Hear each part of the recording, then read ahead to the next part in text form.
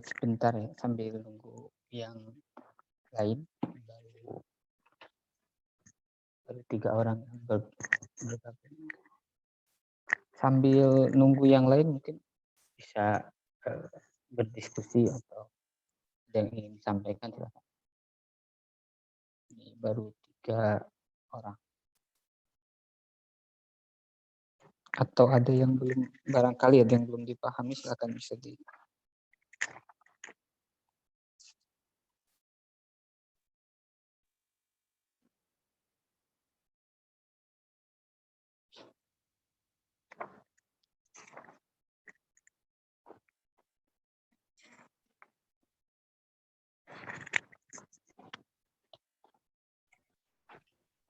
Assalamualaikum Ustaz.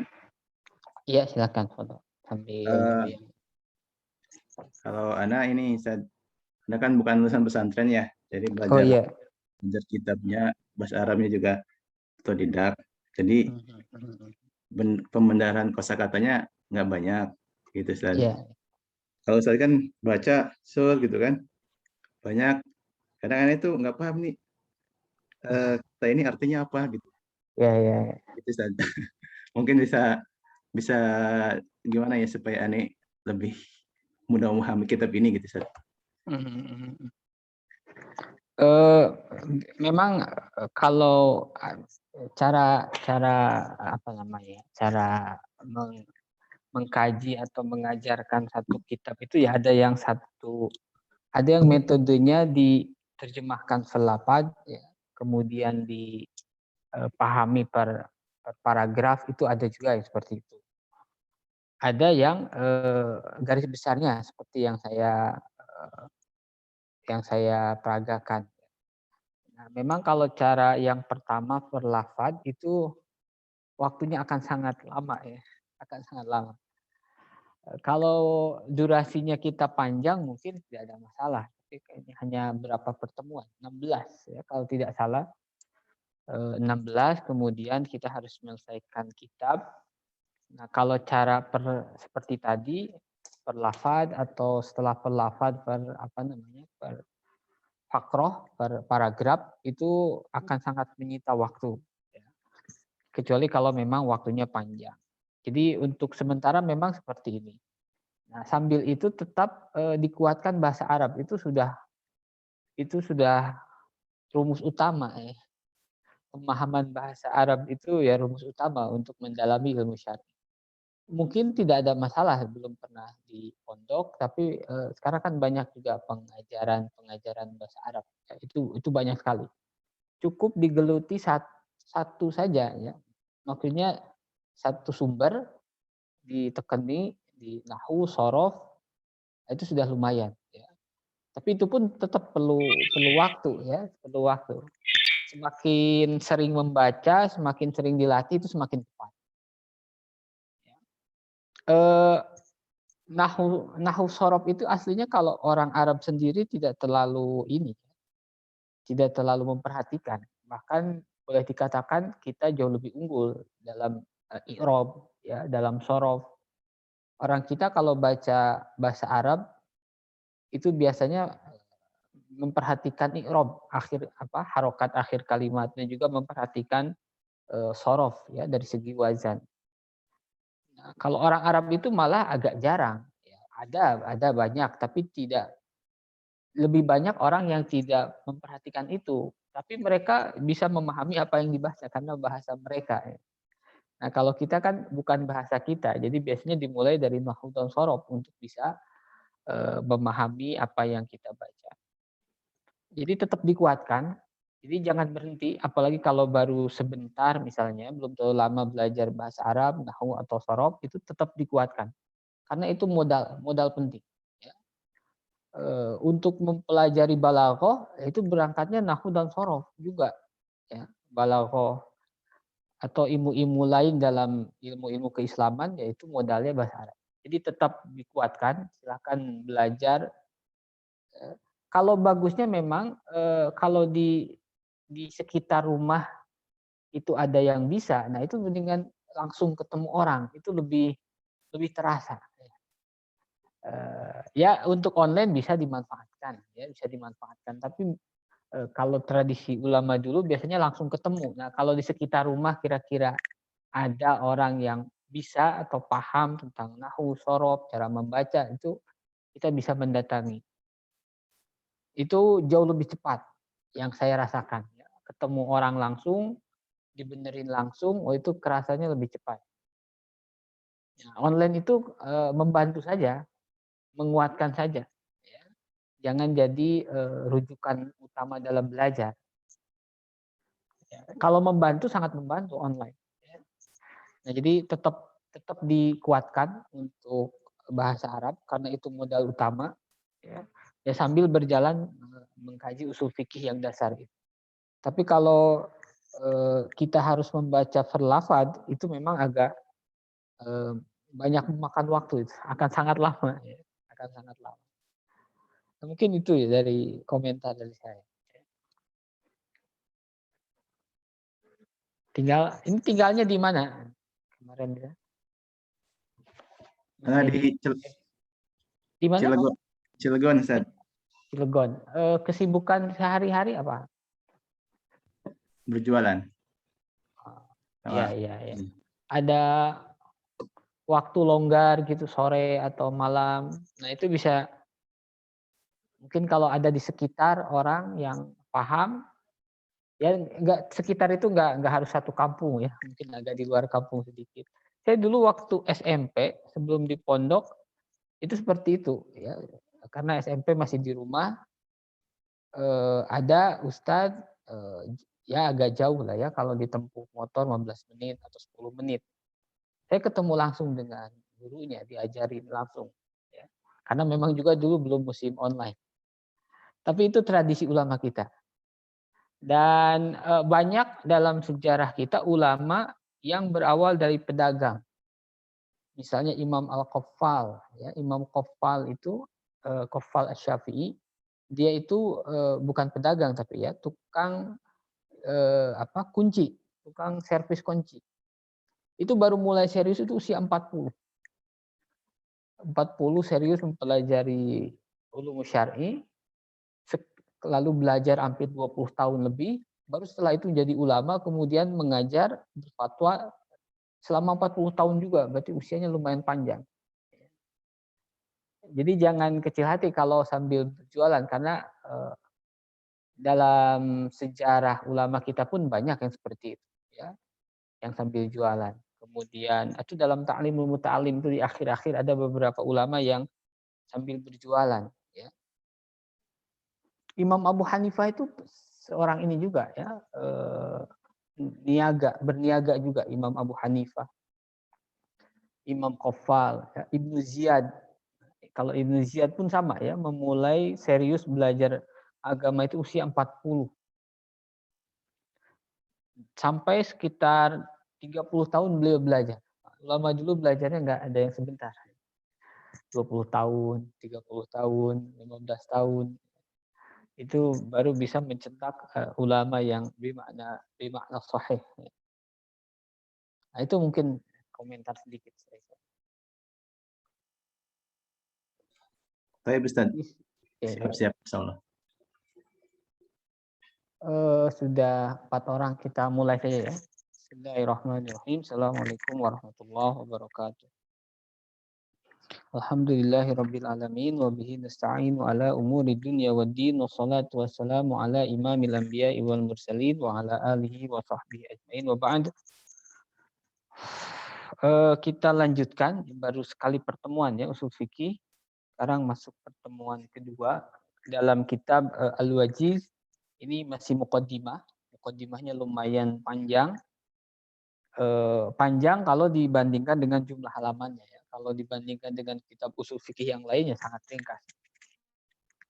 Pertama kemarin kitab ini Al-Wajiz, Al-Khulathah ya, baru membincangkan tentang perbedaan manhaj di dalam penulisan usul fikih. Ya, kemarin dijelaskan ada 2 metode di dalam penulisan usul fikih. Ada 2 madrasah besar.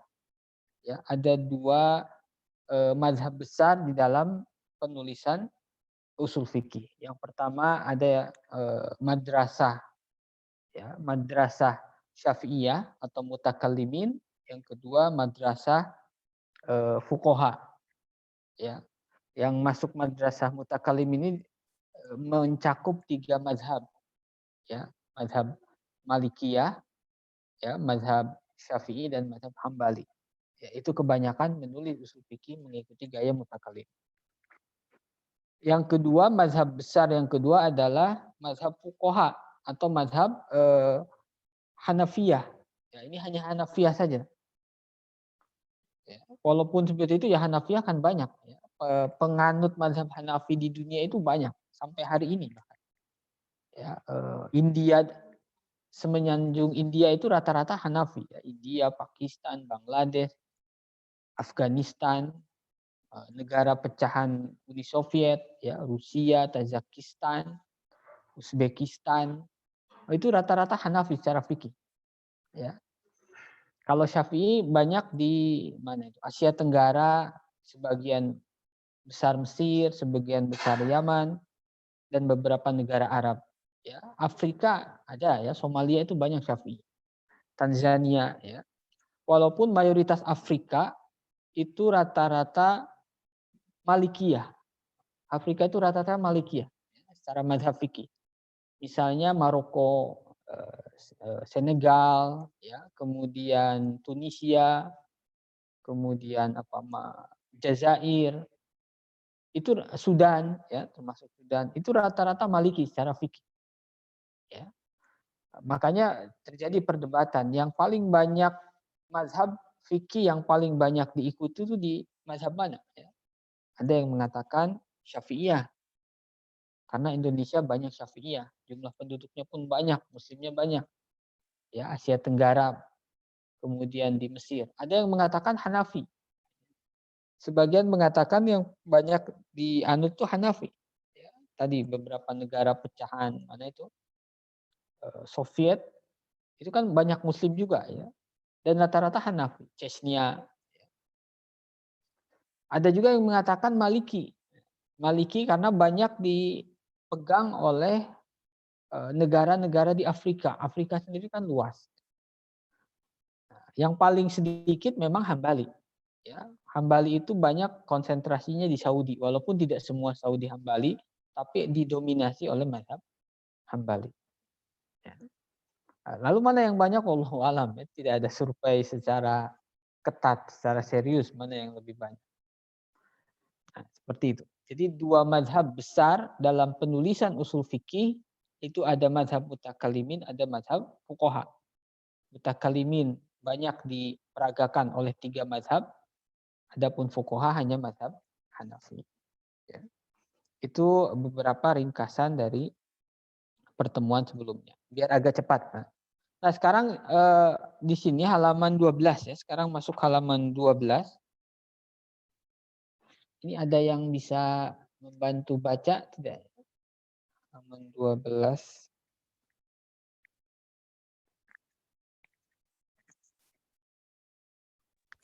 Kalau nggak ada saya boleh. Ya silakan. Ya. Ahlan, Ya, bismillahirrahmanirrahim.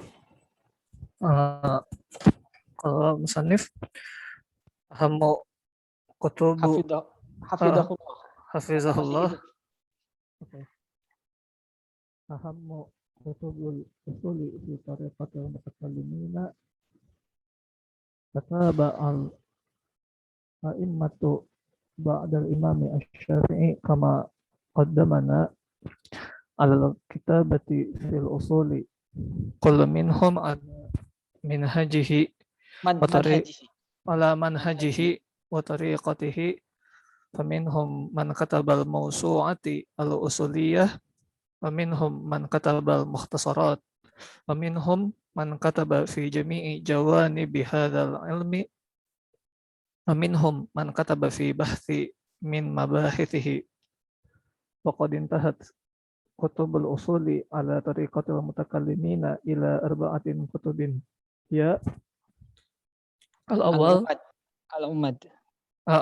al-umad al-qadi Abdul Jabbar al-Hamdani Sani al-Mu'tamad li Abi Husain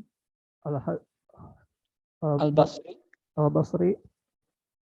Thalith al-Burhan li-Imamil Haramaini al-Juwaini.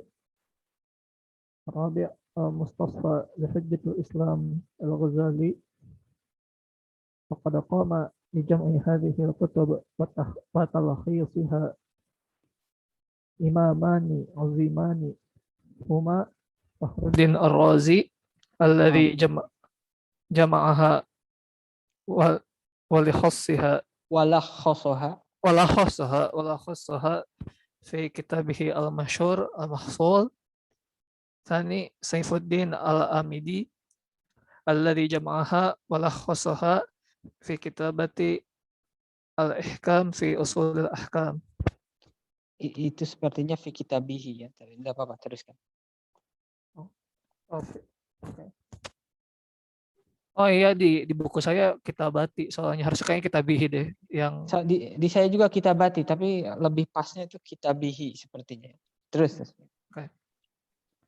وقد امتاز كتاب المحصول بالتقسيم والترتيب والتبويب والتهذيب مع الإيجاز في الدليل. وامتاز كتاب الإحكام بالإكثار من سرد الأدلة وإيراد الاعتراضات عليها ورد تلك الاعتراضات تلك الاعتراضات تلك الاعتراضات باستطراد بليغ ونفس طويل nafas ya, nafas yang panjang. وقد اختصر هذان الكتابان وقد اختصر ya, lebih pasnya وقد اختصر. وقد اختصر هذان الكتابان اختصارات متعددة. وأشهر مختصرات المحصول هو المنهاج للقاضي البيضاوي. وأشهر مختصرات الإحكام هو مختصر المنتهى لابن الحاجب.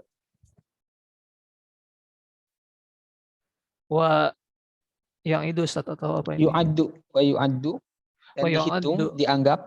Oke, wa yu'addu hadhanil mukhtasarani min ashhari al-mukhtasarati al-usuliyati allati tataba'al a'immatu ala syarhiha wa ta'liqu 'alaiha bihaythu sarat tu'addu syuruhuha bil asharat bal bil mi'at wa qabba tulabil ilmi fi jami'i anha'il alami al-islami ala darasatihima wa hifzihima wal ihtimami bihima. Di sini musannif memberikan beberapa contoh karya ulama yang mengikuti mazhab mutakallimin dan juga nanti mazhab fuqaha. Ya, jadi kemarin ada dua mazhab besar. Kemarin hanya menjelaskan apa itu mazhab mutakallimin dan siapa itu mazhab fuqaha. Lalu contoh karyanya apa saja? Ya, ahammu kutubil usuli fi tariqatil mutakallimin. Tariqatul mutakallimin itu untuk dasar kitabnya ada 4 yang dikategorikan labinatul ula. Pondasi pertama kitab usulul fikih ala tariqatil mutakallimin itu ada 4. Ya, yang disebutkan Ustaz. Jadi kitab mutakallimin yang setelahnya yang banyak berkembang, ya, banyak ditulis, itu berakhir atau berawal dari 4 kitab ini. Ya, yang pertama Al-Umad lil Qadi Abdul Jabbar Al-Hamdani. Ya, kalau ada qadi itu artinya hakim kalau orang sekarang. Ya. Misalnya seperti Ibnu Rusdi itu Al-Qadi juga ya, Ibnu Rusdi. Nah, Al-Qadi itu gelar bagi hakim orang sekarang. Ya. Tapi di kita panggilnya hakim. Kalau di Arab itu masih qadi. Nah, Al-Umad yang pertama, karangan Qadi Abdul Jabbar Al-Hamdani Al-Mu'tazili. Ini salah satu dari kalangan Mu'tazilah. Ya, dari kalangan Mu'tazilah. itu dibacanya hamdani, mimnya disukunkan. Nanti ada satu, ini nama daerah ya di Baghdad kalau tidak salah. Ada daerah yang mirip, tapi dalnya pakai titik, jadi za. Kalau pakai za bacanya hamazani. Ya. Itu dalam ilmu hadis biasanya dibedakan seperti itu. Ada hamdani, dalnya tidak pakai titik, berarti mimnya sukun hamdani. Ada dalnya pakai titik jadi za, maka mimnya difatahkan hamazani. Nah, karena ini dalnya dalnya tidak pakai titik, dal, maka dibacanya hamdani. Ya, ini daerah di sekitar Kufah atau Baghdad sana ya. Tepatnya saya kurang tahu. Nah, itu kitab pertama yang ditulis paling awal ya, 415. Itu wafatnya bukan ditulisnya ya. Mim itu mutawaffa, bukan mim itu talifun juga ya. Itu 415. Al-Umad itu yang pertama kali. Ya, ala tariqatil mutakalimin. Nah, lalu Imam Syafi'i di mana? Imam Syafi'i sendiri tidak menulis kitab usul fikih dalam bentuk mutakalimin.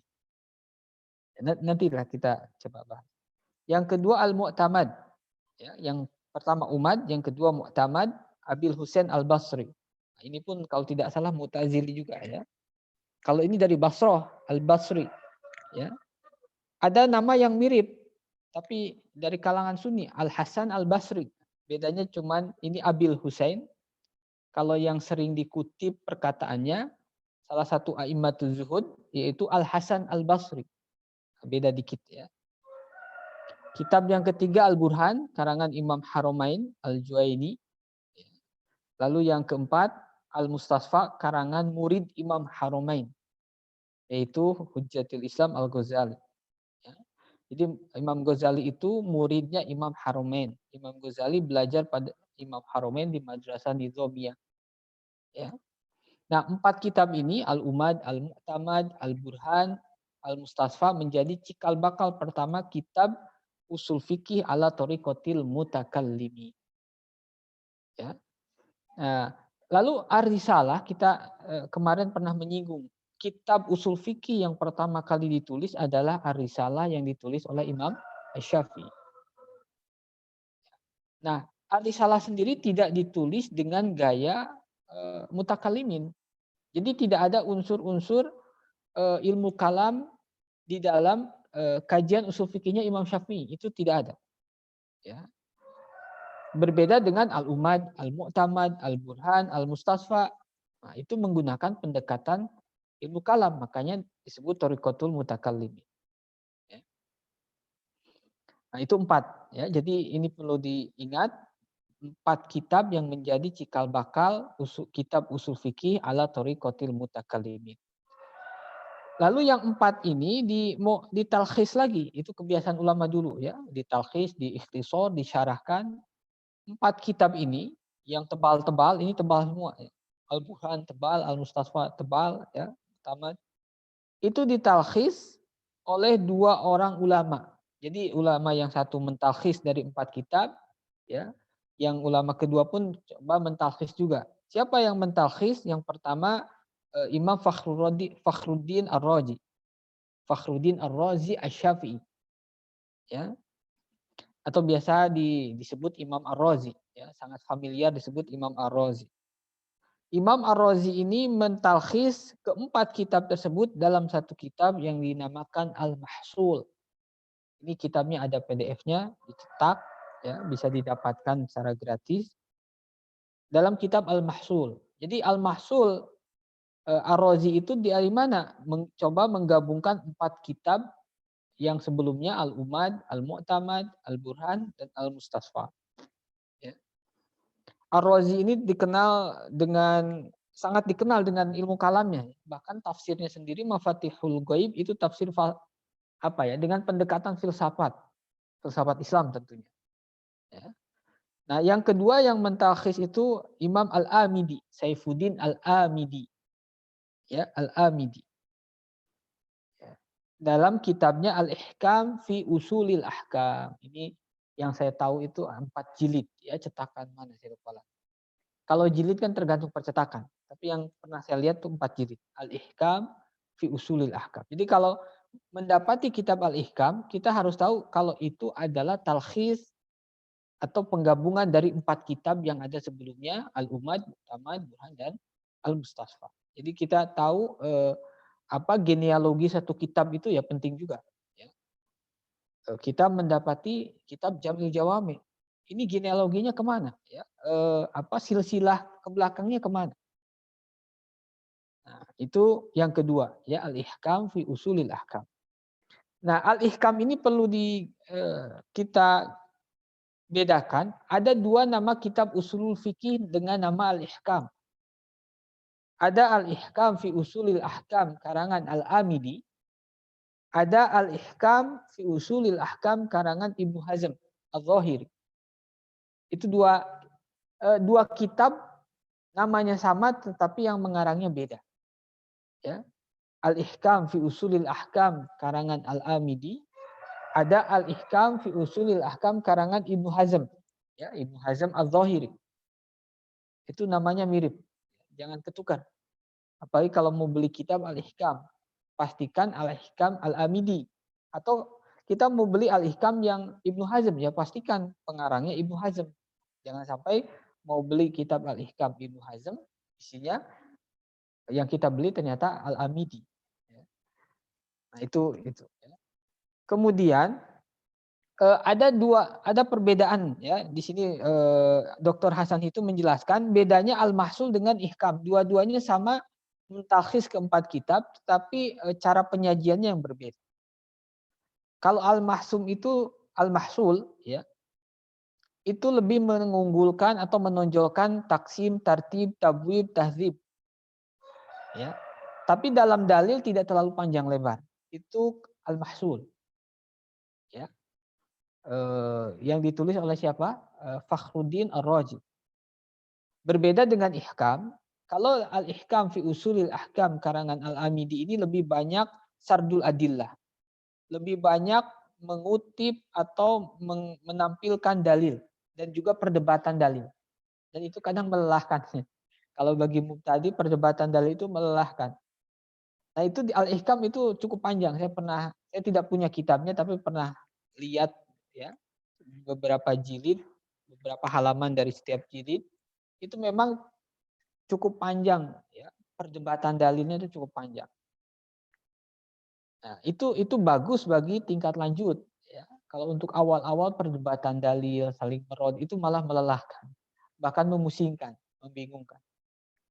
Nah, kekuatan Al-Ihkam itu ada di dalil, ya, di dalil. Jadi itu 2 kitab mentalkhis 4 kitab. Lalu, ya, Al-Mahsul yang dikarang Ar-Razi itu ditalkhis lagi. Oleh siapa? Oleh Al-Qadi Al-Baydawi, Imam Al-Baydawi.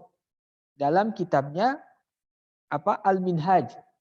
Kalau ini kecil, saya punya kitabnya. Ya. Jadi Al-Mahsul itu kan talkhis dari 4 kitab. Al-Mahsul sendiri diikhtisar lagi oleh ulama setelahnya yaitu Al-Qadi Al-Baydawi, Imam Baydawi. Ya. Dalam kitab namanya Imam Baydawi Al-Minhaj. Al-Minhaj. Ya. Itu tidak terlalu tebal ya, kurang lebih 150 sampai maksimal 200 halaman. Kalau itu ada kitab. Nah, jadi Al-Minhaj Al-Baydawi itu dari mana asalnya? Dia mengikhtisar kitab Al-Mahsul karangan Ar-Razi. Al-Mahsul dari mana? Al-Mahsul talkhis dari keempat kitab yang ada sebelumnya. Al-Umad, Al-Mu'tamad, Al-Burhan, Al-Mustasfa. Ya. Lalu yang Al-Ihkam fi Usulil Ahkam itu pun diikhtisar lagi oleh ulama setelahnya yaitu Ibnul Hajib Al-Maliki. Ibnul Hajib ini Maliki. Ya. Al-Ihkam fi Usulil Ahkam Al-Amidi itu diikhtisar oleh Ibnul Hajib dalam kitabnya Mukhtasar Muntaha. Ya, Mukhtasarul Muntaha. Itu bedanya ihkamnya Syafi'i ya. Imam Al-Amidi itu Syafi'i, yang mengikhtisarnya Maliki. yaitu Ibnul Hajib. Itu nggak ada masalah biasanya. Kalau Minhaj kalau Al-Mahsul Fakhrul Razi itu Syafi'i, yang mengikhtisarnya pun Syafi'i, yaitu Al-Baidawi, Qadi Al-Baidawi, itu dua-duanya Syafi'i. Secara fikih madhab. Ya. Nah, jadi sekali lagi urutannya atau genealoginya, kitab usul fikih yang ditulis ala thariqatul mutakallimin itu berpusar atau berkisar pada 4 kitab tadi. Al-Umad, Al-Mu'tamad, Al-Burhan, satu lagi Al-Mustasfa. Nah, keempat kitab ini lalu ditalkhis oleh 2 orang ulama. Pertama, Imam Ar-Razi, beliau mentalkhis dalam kitab namanya Al-Mahsul. Lalu yang kedua ditalkhis oleh Imam Al-Amidi dalam kitabnya Al-Ihkam fi Usulil Ahkam. Lalu Al-Mahsul itu ditalkhis lagi atau diikhtisar lagi oleh ulama setelahnya, itu Al-Baidawi, Al-Qadi Al-Baidawi dalam kitabnya Al-Minhaj. Lalu yang satunya lagi, ya tadi Al-Ihkam fi Usulil Ahkam, itu pun diikhtisar lagi oleh ulama setelahnya, yaitu Al-Imam Ibnul Hajib dalam kitabnya Mukhtasarul Muntaha. Ya. Ini urutan seperti ini dalam kitab fikih pun berlaku, ya. Jadi ada silsilahnya, ada asal usulnya. Dalam kitab fikih Syafi'i, Maliki itu pun hampir sama. Nah, itu thariqatul mutakallimin. Ya, ini ringkasnya saja. Musannif hanya menjelaskan ringkasnya. Sekarang masuk ke thariqatul fuqaha, biar agak cepat, ya. Tadi kitab-kitab yang menjadi landasan awal thariqatul mutakallimin. Sekarang kitab-kitab yang menjadi cikal bakal thariqatul fuqaha. Halaman 14 tuh. Yang pertama Usulul Jassos, ya. Imam Al-Jassos itu Al-Hanafi, jelas, ya. Kalau dari sisi meninggalnya misal kita lihat, ya, 370. Kalau tadi Al-Umad Qadi Abdul Jabbar 415, berarti jauh lebih awal Al-Jassos, Usulul Jassos. Itu lebih awal, ya. 370. Jassos ini Hanafi, beliau punya kitab usul fikih, beliau pun punya kitab tafsir ayatil ahkam. Saya lupa lagi namanya apa, ya. Tafsirul Jassos itu ada. Nah, itu cikal bakal pertama, ya, Usulul Jassos. Saya tidak tahu ini di PDF-nya ada atau tidak, belum sempat mengecek, ya. Yang kedua Taqwimul Adillah Ad-Dabusi, Imam Ad-Dabusi. Ini nama-nama yang cukup dikenal di kalangan Hanafi, ya. Yang ketiga Usulul Bazdawi, ini nama pengarangnya semua, ya. Usulul Bazdawi karena yang mengarangnya Imam Bazdawi. Usulul Sarakhsi karena yang mengarangnya Imam Sarakhsi. Dan yang terakhir adalah kitab Al-Manar, wa min ahamil mukhtasaratil lati i'tanu bi syarhiha wa dirasatiha wa tadrisiha huwa Al-Manar li Abil Barakat Abdullah bin Ahmad Al-Ma'ruf bi Hafididdin An-Nasafi. Nah, yang kelima kitab Usul Fikih ala Thariqatul Fuqaha yang cukup dikenal adalah kitab Al-Manar. Ini mutaakhirin Hanafi banyak berkutat dengan kitab Al-Manar. Ya, karangan siapa? Imam An-Nasafi. Imam Nasafi ini ulama bukan hanya berkecimpung dalam usul fikih, tapi juga dalam usuluddin, dalam akidah. Beliau punya kitab namanya Aqidah An-Nasafiyah. Al-Aqidah An-Nasafiyah. Itu banyak dikaji juga, ya. Al-Aqidah An-Nasafiyah. Itu pengarangnya Abil Barakat An-Nasafi yang juga mengarang kitab usul fikih Al-Manar. Nah, Al-Manar ini usul fikih Hanafi, tipis, ya, kalau matanya tipis, ya. Tetapi yang mensyarahinya banyak sekali. Jadi kalau Hanafiyah itu banyak berkutat di kitab Al-Manar. Ya, Al-Manar karangan Imam An-Nasafi. Nah, itu 5 kitab yang menjadi pokok kitab usul fikih al-thariqatil fuqaha. Ya, ada Al-Jassos, ada Taqwimul Adillah, ada Usulul Bazdawi, dan yang terakhir Usul Sarakhsi, dan yang terakhir Al-Manar. Ya. Nah, itu dua karya para ulama dalam dua mazhab besar di dalam penulisan usul fikih. Nah, dalam perkembangannya penulisan usul fikih ulama setelahnya mencoba menggabungkan dua pendekatan tadi, yaitu pendekatan mutakalimin dan juga pendekatan fuqaha. Jadi yang perkembangannya itu yang menulis usul fikih itu mencoba menggabungkan kedua madrasah besar tadi. Ya.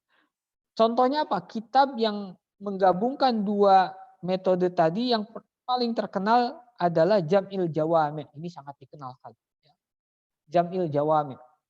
Jam'il Jawami' di Indonesia banyak dikaji, di Mesir saya lihat pun banyak dikaji ya, kalau di YouTube sangat dikenal sekali. Jadi kalau kita mendapati kitab Jam'il Jawami', kita harus paham bahwa kitab tersebut menggabungkan dua madrasah besar dalam penulisan usul fikih. Dua mazhab besar, yaitu mutakalimin dan fuqaha. Mutakalimin dari sisi tajridul adillah, menggunakan pendekatan-pendekatan ilmu kalam di dalam di dalam menentukan kaidah usuliyah. Kemudian pendekatan fuqaha karena banyak dalam beberapa hal mengunggulkan pendapat imamnya. Ya. Nah itu Jam'ul Jawami karangan siapa? Tajuddin As-Subki. Tajuddin As-Subki. Ini anaknya. Nama As-Subki itu ada dua. Ya, ada Tajuddin Subki, itu anaknya. Ada ayahnya Taqiyuddin As-Subki. Ayah dan bapak dua-duanya ulama besar. Ya, anaknya Tajuddin Subki yang menulis Jam'il Jawami. Ada satu lagi ayahnya ulama besar juga, yaitu Taqiyuddin As-Subki. Ya. Nah, Jam'il Jawami ini mencoba menggabungkan dua madrasah besar. Tapi kalau Tajuddin Subki itu adalah Syafi'i, ya dari secara fikih beliau mazhab Syafi'i. Lalu ada satu lagi dari kalangan Hanafi yang sama mengerjakan hal yang sama seperti Tajuddin Subki, yaitu siapa? Ibnul Kamal, ya. Kamaluddin Ibnu Hummam, bukan Hammam, ya itu Hummam. Kamaluddin Ibnu Hummam atau familiar disebut atau dipanggil dengan Ibnu Hummam. Ibnu Hummam pun mencoba menggabungkan dua tradisi besar tadi dalam kitabnya At-Tahrir. Ini agak tebal setahu saya. 3 jilid kalau tidak salah. Ya. At-Tahrir, karangan Ibnu Hummam. Jadi kalau kita mendapati kitab At-Tahrir ya di PDF atau di perpustakaan, kita harus paham kalau itu adalah penggabungan dua madrasah besar yang ada sebelumnya di dalam menuliskan usul fikih, yaitu madrasah mutakalimin dan fuqaha. Ya. Nah itu ringkas dari kitab Ukhlaso. Kalau lebih tebalnya, lebih jelasnya, itu aslinya banyak ya dikaji.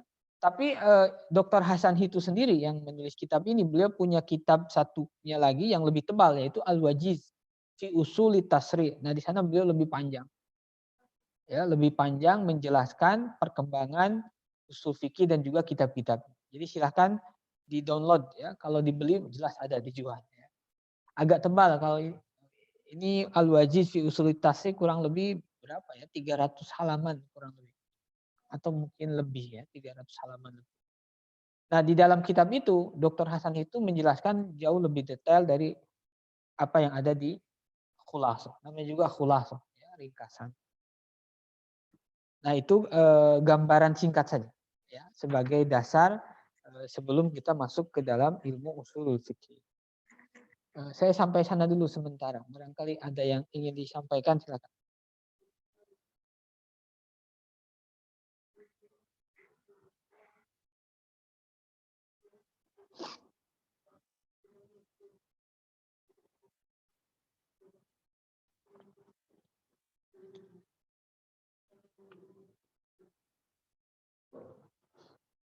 Belum ada? Kalau belum ada lanjutkan ya. Ta'rif usulil fikih halaman 16. Ta'rif usulil fikih. Qabla al-khawdi fi mabahithi usulihi al-fikhi yajibu alaina an natasawwar hadzal ilma wa hadza yakunu bi ta'rifis salim alladhi yuaddi ila tasawwur as-sahih. Ya. Wa kalimatu usulil fiqhi laha ma'nayani. Ma'nan fil lughah wa ma'nan fil istilah. Al-awwal usulul fikhi lughatan qabla an takuna kalimata Ya. Qabla an takuna kalimatu usulil fiqhi alaman alal fanil makhsus kanat murakkaban idhofiyan min kalimataini usulun usulin wa fiqhin. Ya. Fal aslu lughatan mayan bani alaihi ghairuhu wal far'u mayan bani ala ghairihi wastilahan lahu ma'anin muta'addidah minha ad-dalil ya al-awwal ad-dalil ka qaulihim al-aslu fi hadhihi al-mas'alah kadza ay daliluha ya al-aslu bermakna ad-dalil. Ats-tsani al-qaidah al-mustamirrah ka qaulihim al-aslu fil maitah at-tahrim ya ay al-qaidah al-mustamirrah fiha hiya tahrimu akliha wa ka qaulihim akul maitah wa ibahatuha lil muttar ala khilafil asli ay ala khilafil qaidah ya wal fiqhu lughatan al fahm ini yang kemarin sudah sempat disinggung dalam qaid fikih ya wal fiqhu lughatan al fahm wa minhu qauluhu ta'ala qalu ya syuaibu ma nafqahu katsiran mimma taqul ya wastilahan ma'rifatul ahkam syar'iyyah allati tariquha al-ijtihad wa zalika kal ilmi bi anna niyyata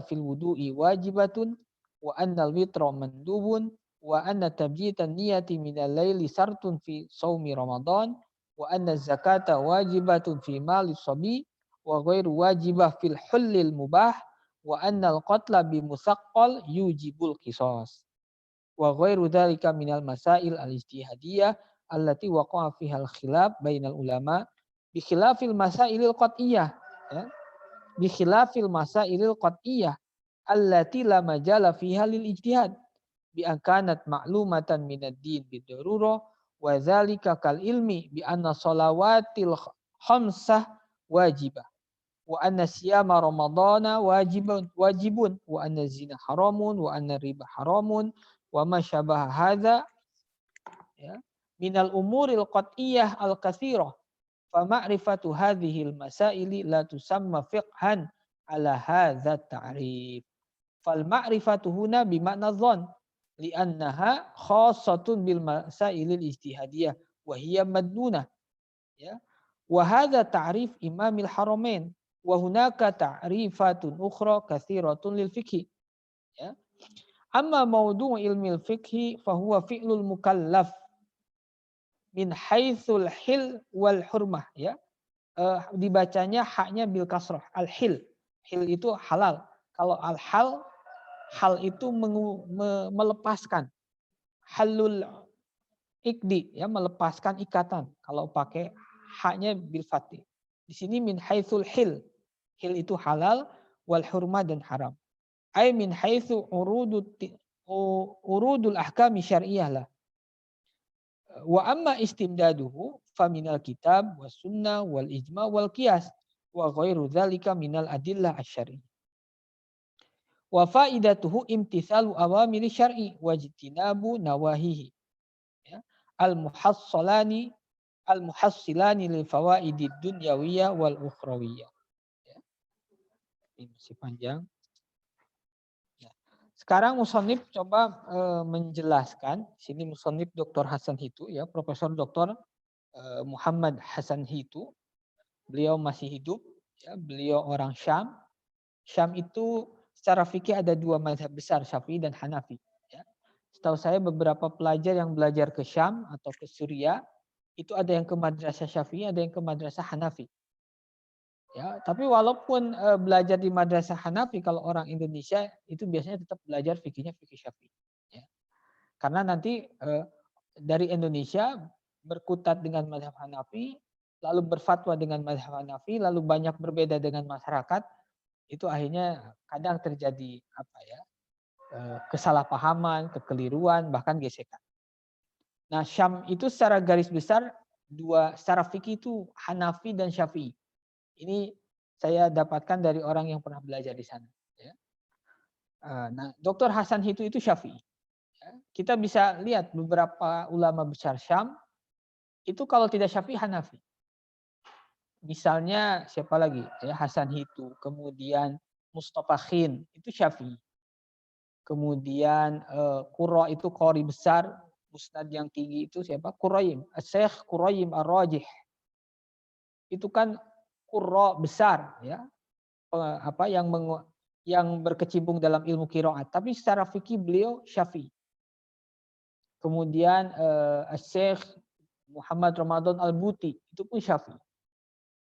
Kemudian Syekh As-Sabuni yang meninggal beberapa bulan itu Hanafi, itu Syam semua. Ya. Maka secara fikih Syam itu kalau tidak Syafi'i Hanafi.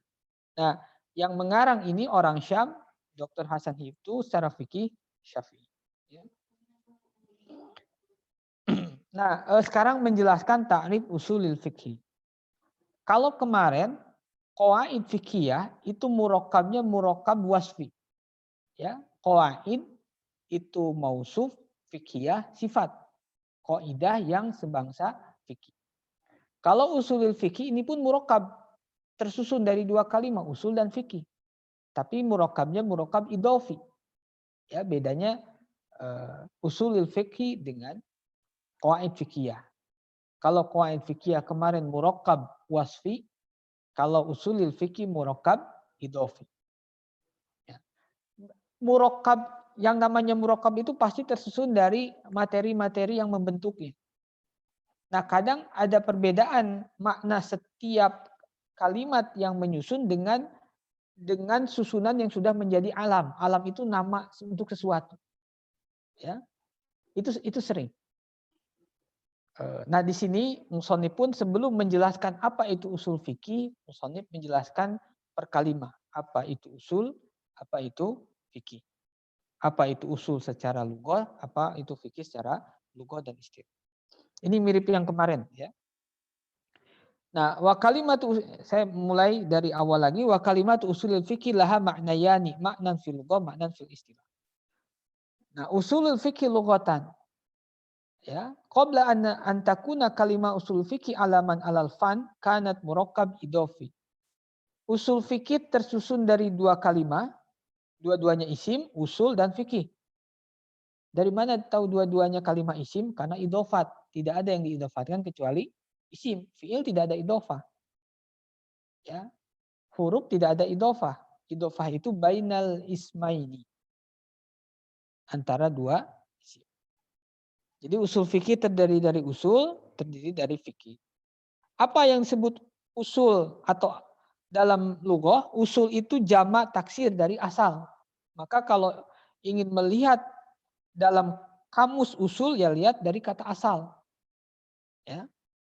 Ini bisa dicek di kamus ya, kamus-kamus bahasa Arab. Yang lebih valid ya tentu yang lebih lama ya. Bukan Al-Munawwir, bukan itu pun bisa ya, tapi itu kan sekunder. Tapi yang menjadi rujukan utama kalau ingin lihat kamus Arab, kamus bahasa Arab itu yang ditulis ulama-ulama dahulu ya. Misalnya Tajul Arus ya, itu beberapa jilid ya. 10 jilid atau berapa? Atau 15 jilid. Itu kamus bahasa Arab sangat lengkap ya, Imam Az-Zabidi. Itu bisa lihat al-aslu artinya apa. Kemudian misalnya Lisanul Arab Ibnu Faris kalau tidak salah. Ya. Itu pun kamus besar bahasa Arab.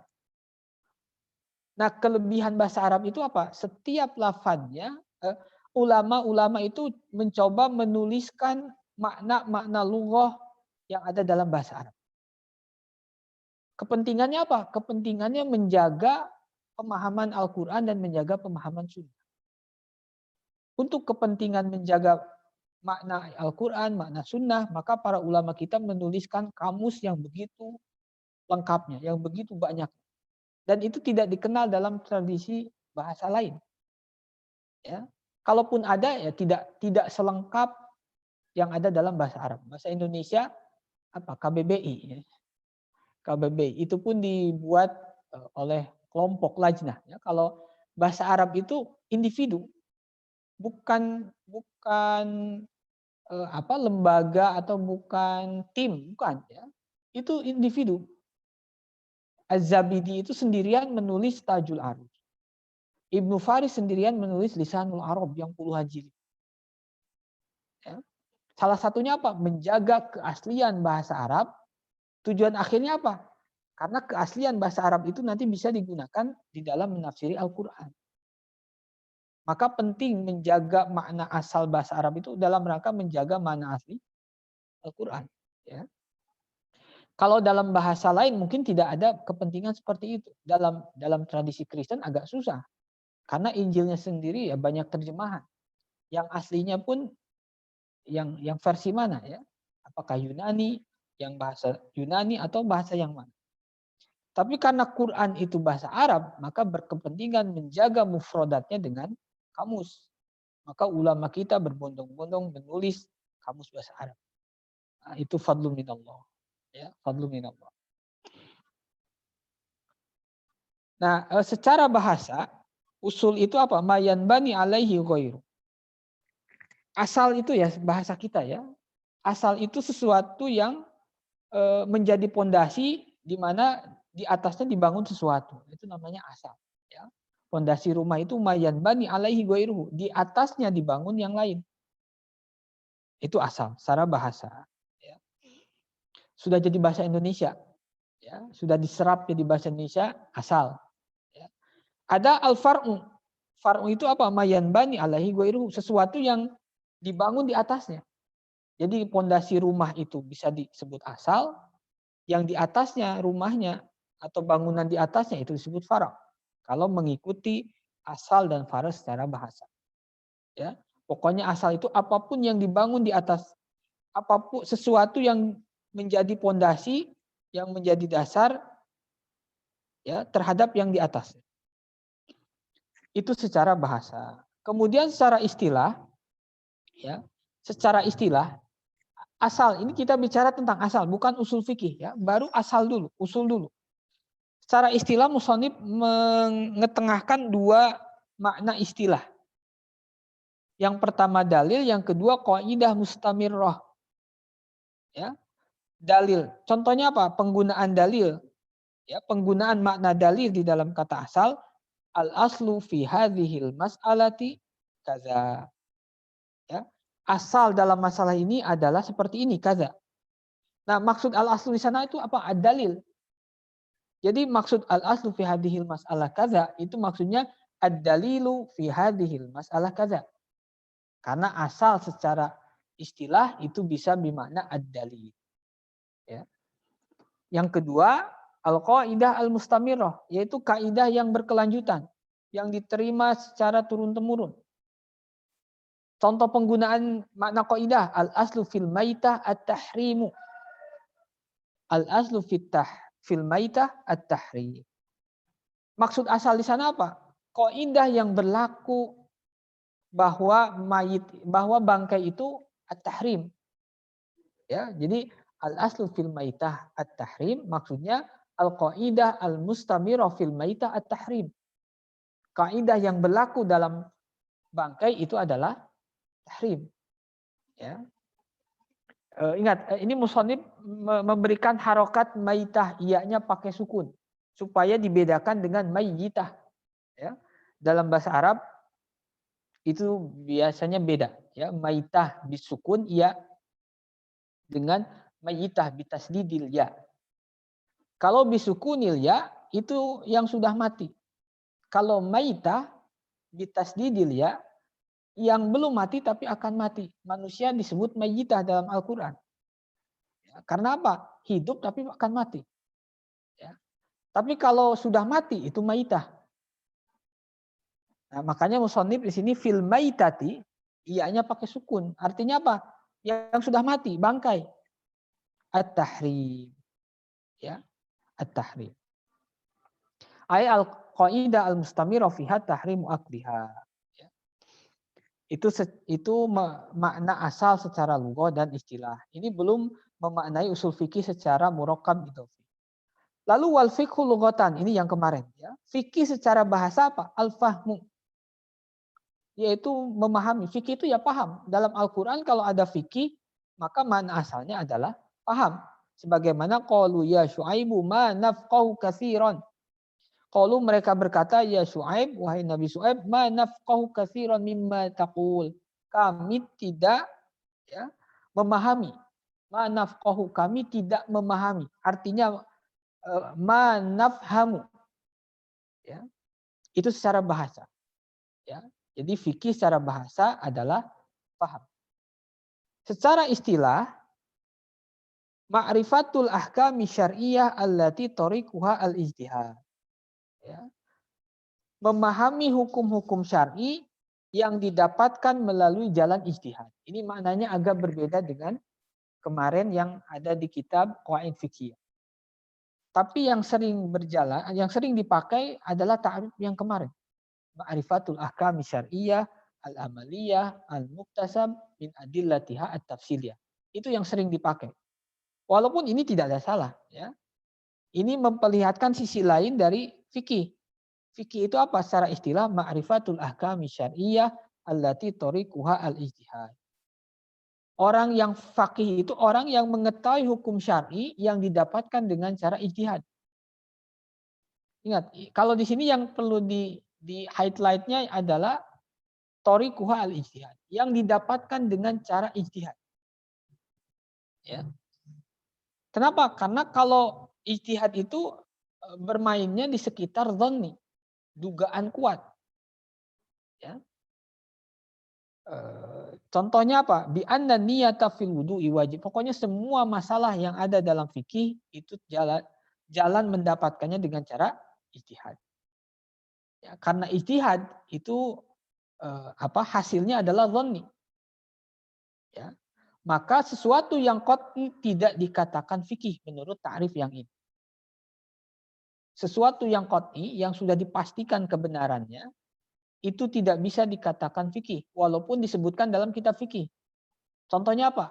As-shalawatul khams wajibah. Salat 5 waktu itu wajib.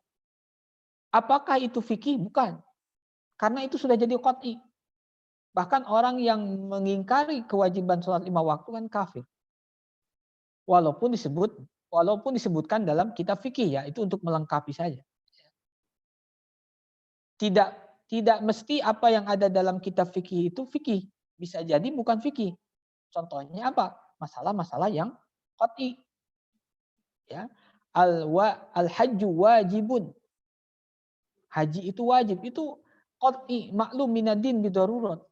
Orang mengingkari wajibnya haji, ya, bukan hanya berdosa tapi kharijun anil millah, keluar dari Islam karena sesuatu yang sudah, atau azina wajib, azina haramun. Itu pun bukan fikih walaupun disebutkan dalam kitab fikih. Karena apa? Karena itu kita mengetahui itu bukan dengan jalan ijtihad, tapi sudah menjadi sesuatu yang qat'i al-ma'lum minad-din bidarurah. Sesuatu yang sudah diketahui orang awam, orang yang bukan awam pun tahu kalau zina itu haram. Ya. Nah, itu sisi lain dari ta'rif fikih yang diketengahkan dalam kitab ini yang diambil dari kitab Al-Burhan. Ya, dari ta'rifnya Imam, bukan Al-Burhan, dalam Waraqat karangan Imam Haramain. Antum bisa lihat kitab Waraqat ketika mena'rifi fikih yang ini. Ma'rifatul ahkam syar'iyyah allati tariquha al-ijtihad.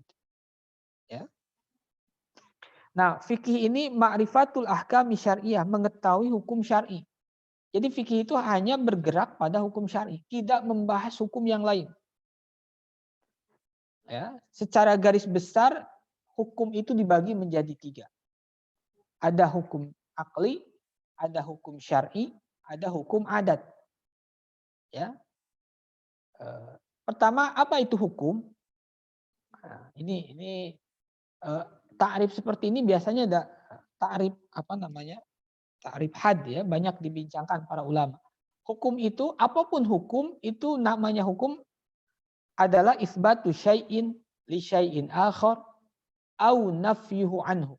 Nah, ini perlu dihafalkan kalau bisa, ya. Yang disebut hukum isbatu syai'in li syai'in akhar au nafyuhu anhu. Ini berlaku dalam semua hukum.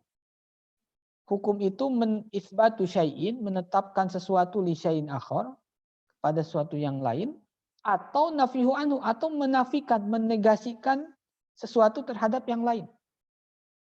Contoh hukum, hari ini mendung. Itu hukum. isbatu mendung di hari ini, menetapkan mendung hari ini. Itu hukum. Atau yang contoh nafi, ya, hari ini atau hari ini masih PPKM. Itu hukum. Ya. PPKM diisbatkan kepada hari ini. Atau contoh yang negasinya atau negatifnya, ya, nafinya. Yang sehari-hari, hari ini tidak hujan. Itu hukum juga. Ya, nafyu hujan, nafyul mator lil yaum, menafikan hujan hari ini. Ya. Atau as-sholatul khams wajibah. Salat 5 waktu itu wajib. Itu pun hukum. Atau sholatul witri ghairu wajibah. Atau sholatul witri laisat biwajibah. Menafikan wajib terhadap sholat witir. Itu pun hukum. Ya, jadi hukum itu hanya dua, isbat atau nafi. Mengisbatkan sesuatu, menetapkan sesuatu kepada yang lain, atau menafikan sesuatu kepada yang lain. Ya. Jadi apapun hukum nanti kita bisa mengembalikan maknanya kepada makna hukum yang tadi. Isbatu syai'in li syai'in akhar au nafyuhu anhu. Nah, hukum itu ada 3, ada hukum akli, ini garis besarnya aja ya. Ada hukum syar'i, ada hukum adah. Hukum akli itu ini banyak bicaranya mutakalimin.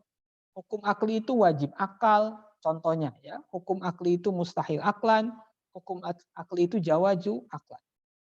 Contoh hukum akli adalah mustahil aklan. Ijtima'un naqidaini la yajuz. Atau istihalatu ijtima'in naqidain. Tidak mungkin secara akal ya, ada 2 naqidain yang berkumpul. Naqidain itu seperti bergerak dan diam.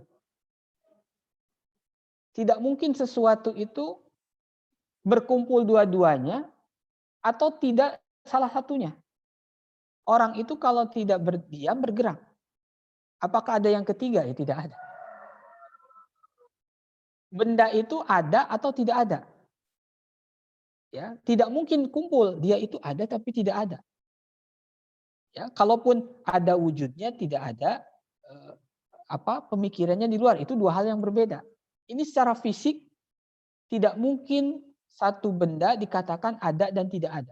Itu mustahilun aklan. Ya. Mustahil akal. Itu hukum akli. Fikih tidak bicara itu. Fikih hanya bicara tentang hukum syar'i. Maka yang dibahas dalam fikih itu hanya hukum syar'i. Hukum syar'i nanti dijelaskan hanya 2. Ya. Ada hukum taklifi, ada hukum wad'i. Jadi dalam fikih, dalam usul fikih, ya. Sebentar.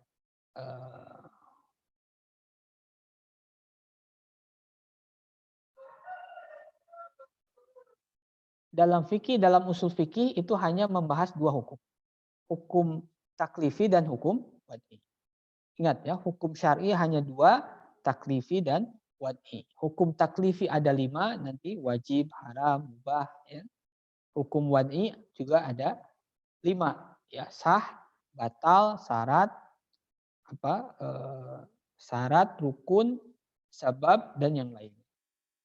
Nah, fikih itu ma'rifatul ahkam asy-syar'iyyah, mengetahui hukum syar'i. Hukum syar'i terhadap apa? Terhadap af'alul mukallafin nanti. Karena fikih itu objek pembahasannya af'alul mukallafin. Af'alul mukallafin itu apa? Tindakan seorang mukallaf. Ya. Itu fikih. Ya, wallahu alam. Mungkin sampai di sana dulu ya. Ada yang mau disampaikan, silakan. Mau tanya Ustadz, Silakan, Kang. tadi kan yang disebut ya, yang kalau misalnya udah qot'i itu namanya bukan fikih. Nah, lalu namanya apa Ustadz? Tidak ada nama khusus ya. Tidak disebut fikih menurut takrif yang tadi itu tidak. Ya. Walaupun ada dalam kitab fikih. itu namanya apa ya? Maklum minadin bidarurat saja. Kalau nama khususnya saya tidak tahu. Mungkin tidak ada nama khususnya. Cuman itu tidak masuk ke dalam fikih sebagaimana ditakrifi oleh para ulama. Ya. Kalau namanya saya tidak tahu apakah ada namanya.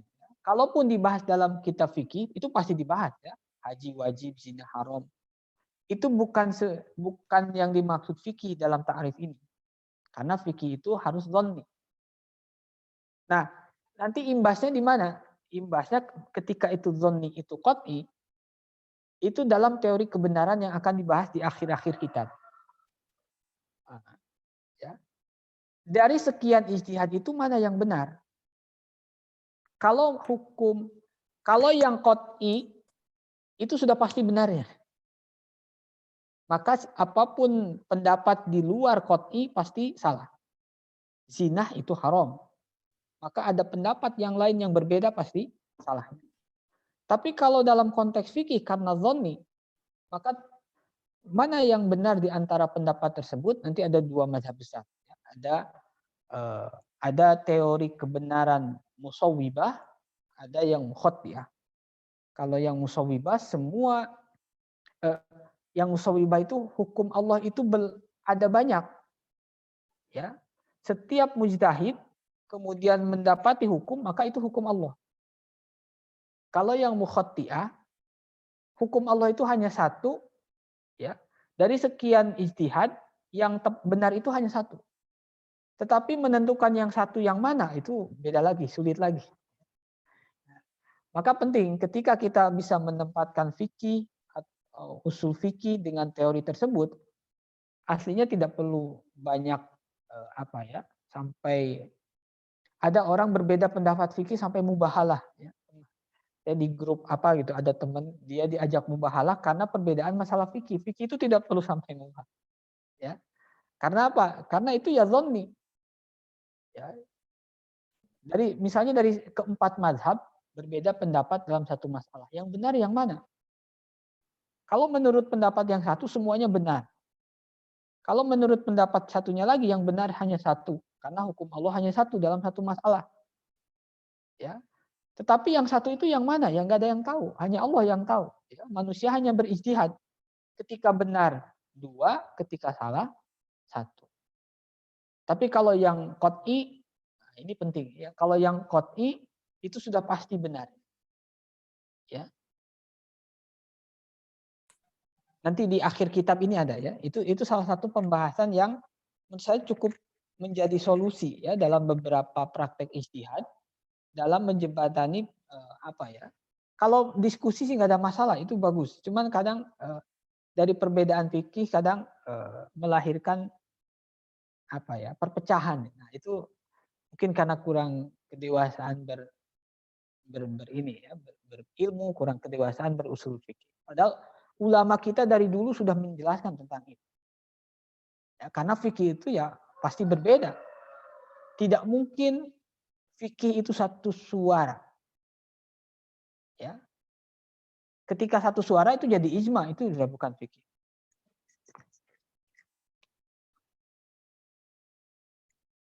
Fadhol, barangkali ada yang lain.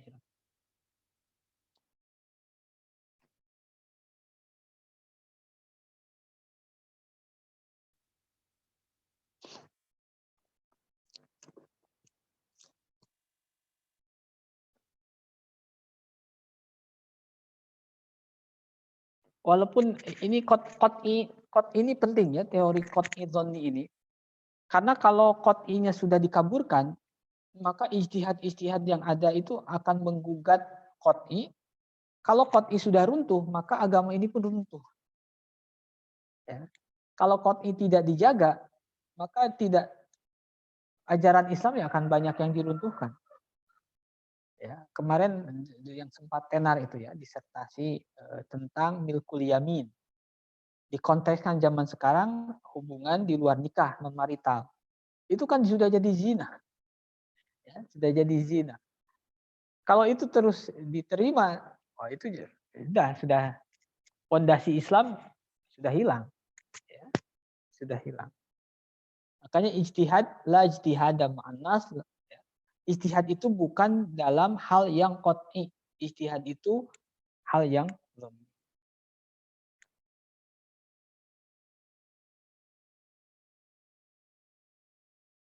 Mungkin yang lainnya silakan. Ustaz, Ya, fadhol.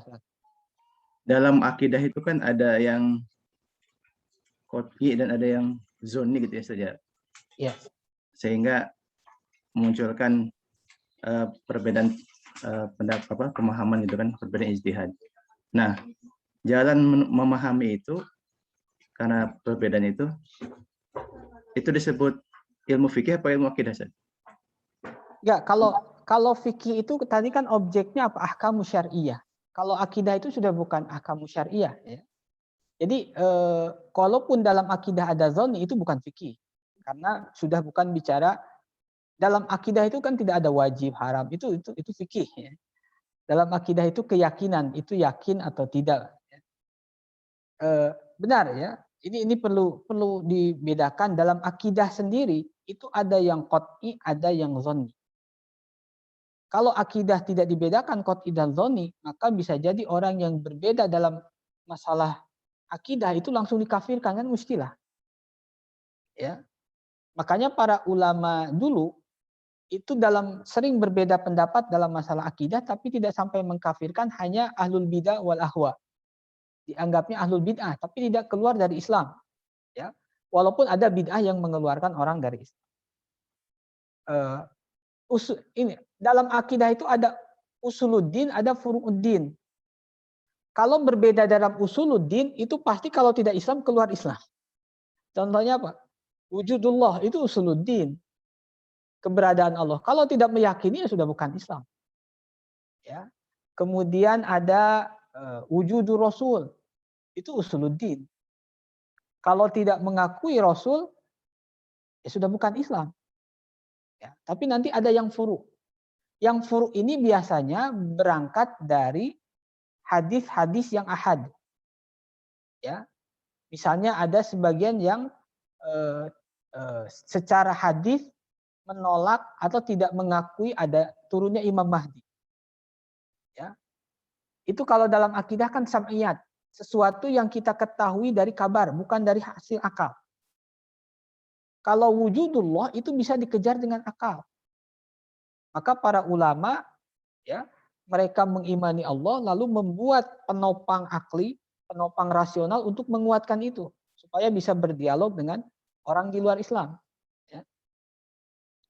Nah, kalau yang sam'iyat ini rata-rata zonni. Sam'iyat itu keyakinan-keyakinan yang kita dapatkan dari kabar. Ya, dari kabar. Nah, kadang kabarnya itu, khobarnya itu adalah khobar ahad. Khobar ahad itu tidak la yufidul qat'a, yufidul dhon. Ya. Misalnya sebagian kelompok ada yang tidak mempercayai turunnya Imam Mahdi. Kenapa? Karena khobarnya khobar ahad, kemudian maknanya bisa dimaknai selain itu. Ya. Kemudian apalagi ya, misalnya apa yang sam'iyat itu kan banyak. Nah, jadi dalam akidah pun ada yang usul, ada yang furu. Kalau berbeda dalam usuluddin, kalau tidak Islam, bukan Islam. Ya. Tapi kalau dalam furu'uddin tidak mengeluarkan orang dari Islam. Biasanya para ulama hanya azul bidah wal ahwa. Ya. Nah, itu mungkin ya. Kemudian apakah qat'i sama dengan ijma? Ijma bagian dari qat'i. Ya, ijma bagian dari qat'i. Apakah qat'i hanya ijma? Bukan. Banyak qat'i yang bukan ijma. Ya. Tapi kalau ijma pasti qat'i. Qat'i ini bisa didapatkan dari makanya nanti ya, sumber keyakinan itu dalam Islam ada 3. Ya, ini berbeda dengan Barat. Ya, dalam Barat ada 2. Dalam Islam itu yang menyebabkan kita yakin qat'i itu pertama hawasul khams, panca indera. Ya, ketika kita melihat dalam keadaan sadar, ya, dalam keadaan normal, melihat di depan kita ada teman kita, maka kita yakin 100% dia itu ada. Ya, kemudian hujan, kelihatan, terasa, maka kita yakin itu hujan. Itu sumber pertama. Ya. Sumber kedua, akal, musallamatul akal. Akal itu bisa menyebabkan ilmu yang qat'i. 2 tambah 2 secara akal pasti 4. Ya, tapi kalau ini tambah 1 lagi jadi 5, itu karena tambah 1. Kalau 2 tambah 2-nya sendiri pasti 4, itu yakin. Ya. Dan yang ketiga adalah khobar sodik, berita yang benar. Yaitu hadis mutawatir.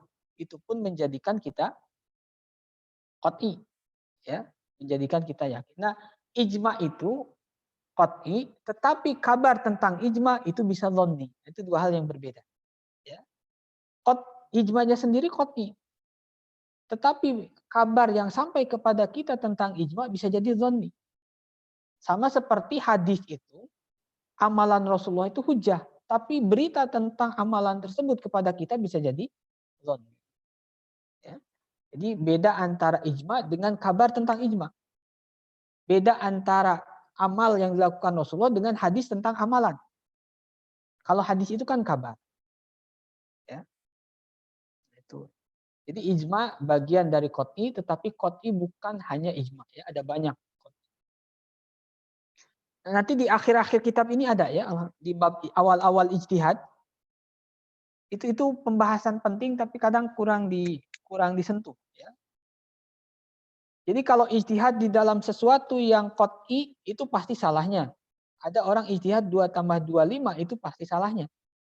Ya. Nanti dibahas di halaman akhir-akhir. Ada lagi mau silakan.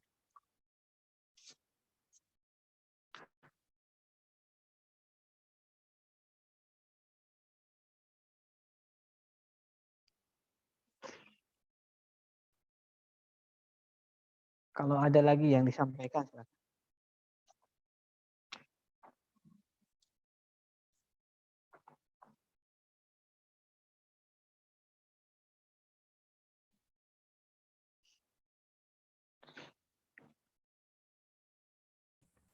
Halo Ustaz. Ada. Ya silakan. Foto. Tadi telat Ustaz. Tadi anak karena telat ya tadi nyimak tentang antum bahas zonni dan qat'i. Saya sekilas tadi menangkap bahwa perkara fikih itu semuanya Ustaz ya. Zonni Iya. gitu. Zonni. Nah, tapi ada sebagian orang yang kata antum tadi ada yang mereka berijtihad di ranah yang qat'i dan itu pasti salahnya gitu ya. Tapi ada sebagian ya mereka bisa dibilang ustadz besar gitu. Tetapi seolah-olah mengqat'ikan yang dhonni. Misalkan ketika bilang kunut itu ya bid'ah seperti itu. Kemudian dia seolah-olah mengqat'ikan bahwa ya ini bukan perkara ranah ijtihadiyah, ini hadisnya betul bahwa ini bid'ah seperti itu Ustaz. Seolah-olah ingin kayak sepertinya dibawa ke ranah qat'i. Padahal kata antum tadi dhonni gitu. Nah, pertanyaan saya maksudnya ini yang menyebabkan seperti ini tuh kesalahan di mana gitu Ustaz? Cara berpikirnya atau kesalahan apa sehingga mereka memahami mutasyaddid seperti itu gitu. Iya, iya. Itu jadi permasalahan dalam ini ya, dalam internal umat Islam sendiri. Kita kadang ya itu imbasnya bisa kemana-mana. Kita akhirnya sibuk di dalam, kita sibuk ribut tentang itu, padahal serangan dari luar dunia Islam itu begitu dahsyat. Tapi kita akhirnya lengah. Karena apa? Ngurusi hal-hal yang itu kan sudah masalah yang sangat lama. Kalau diperdebatkan ya ila yaumil qiyamah mungkin gak bakal selesai. Apakah umat Islam mau seperti itu terus? Ya, padahal masalah kemiskinan, kebodohan, keterbelakangan Islam itu kan ya kentara hari ini. Ya. Nah itu penting. Lalu penyebabnya apa? Kalau menurut saya memang tidak mendalami usul ini menurut saya tidak mendalami usul fikih secara serius. Kalau kita lihat semua kitab usul fikih itu di bab ijtihad itu dijelaskan babul ijtihad. Itu pasti. Ya, hampir semua kitab usul fikih di akhir ada babul ijtihad. Di kitab ini pun ada. Lalu di akhir itu disebutkan ijtihad dalam bab akliyat itu yang benar hanya satu. Dalam bab akliyat 2 tambah 2. Pasti yang benar itu satu. Kita bisa mengklaim benar 100%, 2 tambah 2 4. Itu bisa klaim karena akal, semua orang pasti mengakui. Ya. Tapi kalau bukan dalam akliyat, itu ada yang qot'i, ada yang zonni. Nah, yang menjadi bumerang ketika yang zonni jadi qot'i, yang qot'i jadi zonni. Kalau liberal itu membalikan. Ya. Yang qot'i sering dianggap jadi zonni. Ini jadi masalah besar. Zina dianggap boleh. Ya, milkul yamin yang kemarin disertasinya Abdul Aziz. Kemudian misalnya banyak waris, ya, misalnya waris anak laki-laki dan perempuan sama, itu kan udah jadi ijma. Ya. Sebaliknya ada orang yang mengqot'ikan yang zonni, itu pun jadi masalah besar. Akhirnya apa? Yang menurut dia itu qot'i, padahal zonni, yang berbeda dengan dia pasti salah. Ya. Dia mungkin ya, padahal kalau dalam usul fikih nanti ada teori kebenaran. Itu makanya penting. Teori kebenaran itu penting. Jadi kapan kita bisa mengklaim kebenaran? Kapan kita tawadu dengan pendapat kita? Ya. Artinya tawadu dengan pendapat bukan berarti kita tidak berdiskusi, berdialog. Ya. Tetapi kita tidak meyakini 100% benar, yang lain 100% salah.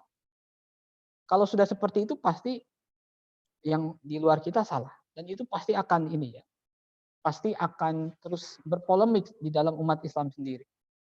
Kebayang kalau setiap orang seperti itu, setiap orang yang berijtihad, ijtihadnya mengaku qot'i, di luar dia pasti salah. Wah, itu kacaunya lebih parah lah. Nah, salah satunya kalau menurut saya pertama memang tidak insaf. Ini insaf ini memang susah ya. Siapapun orang kalau sudah yantami ila mazhab atau yantami ila madrasah, ya, berafiliasi dengan satu kelompok, itu kadang afiliasinya itu afiliasinya itu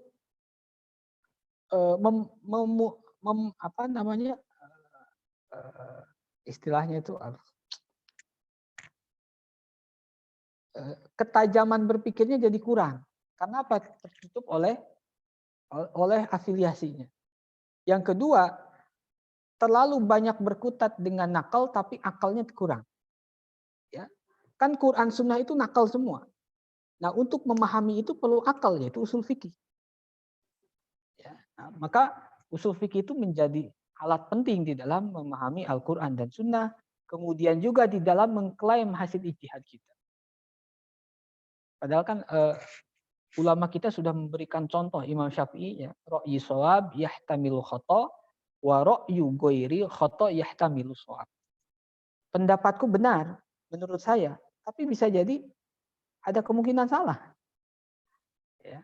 Wa ra'yu ghairi khata yahtamilu shawab. Pendapat selainku ya salah menurut saya, tapi bisa jadi benar. Jadi benar salah itu menurut saya. Yang aslinya menurut Allah siapa yang tahu? Ya. Siapa yang tahu? Kita tidak ketemu dengan Rasulullah. Lalu kan itu ada hadis. Hadis sendiri ulama berbeda pendapat tentang sahih dan tidaknya. Tasih hadis sendiri ijtihadi.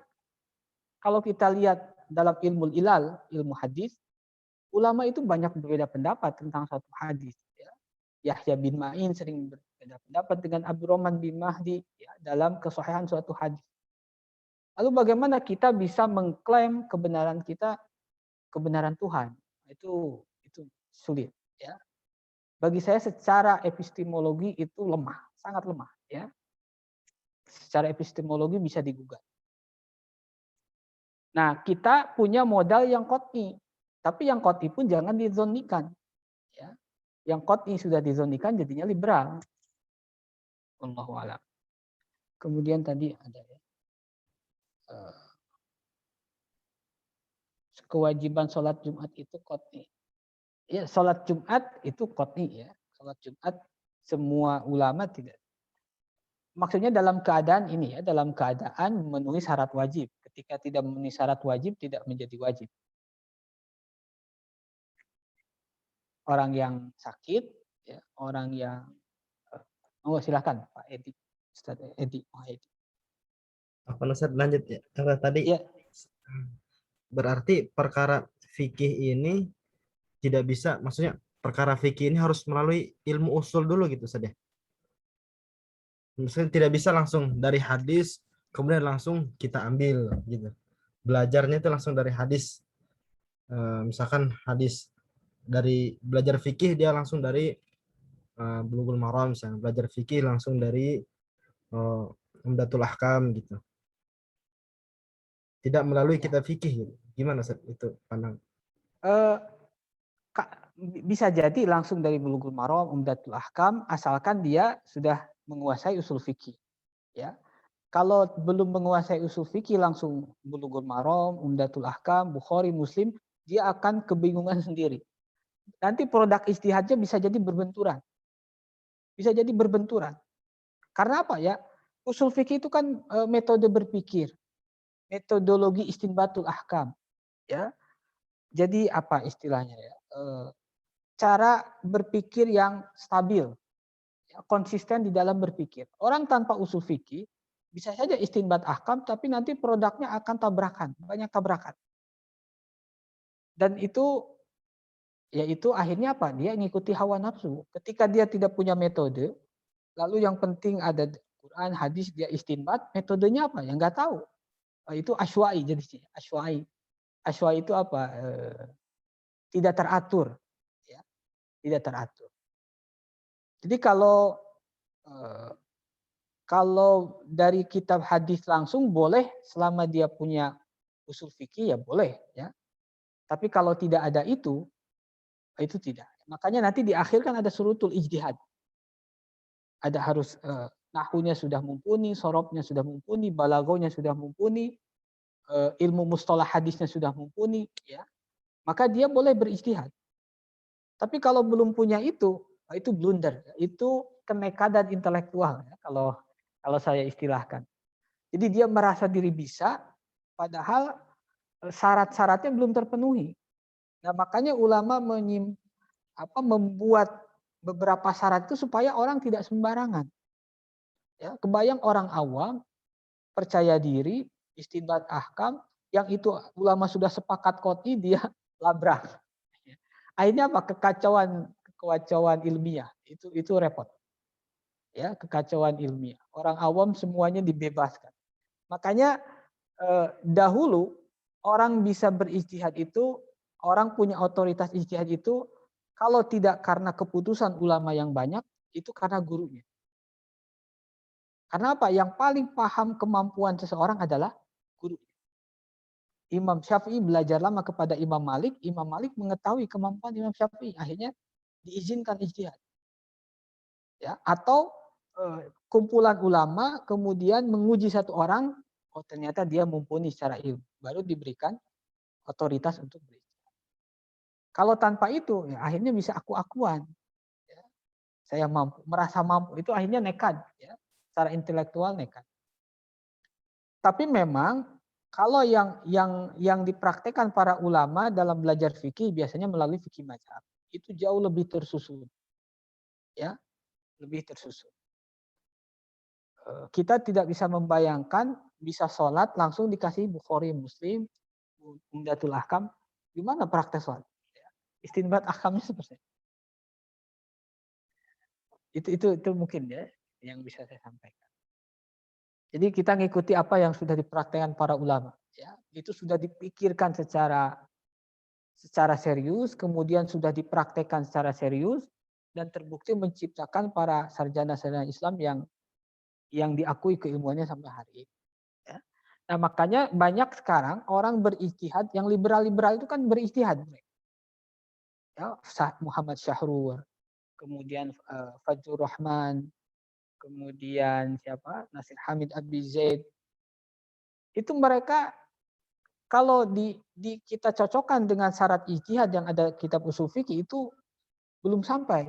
Tapi mereka begitu beraninya berijtihad, akhirnya nas-nas yang qat'i, hukum-hukum yang qat'i itu dilabrak. Itu banyak sekali. Ya. Dan itu banyak diikuti oleh kalangan anak remaja sekarang. Karena itu apa ya? Ada pemikiran baru yang berbeda dengan apa yang mereka sebelumnya pelajari. Itu masalah lagi. Itu masalah lagi. Allahu a'lam.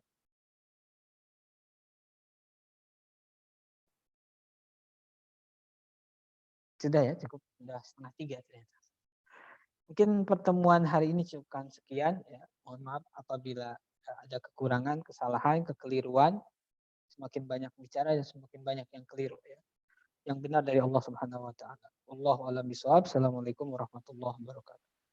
Waalaikumsalam warahmatullahi wabarakatuh.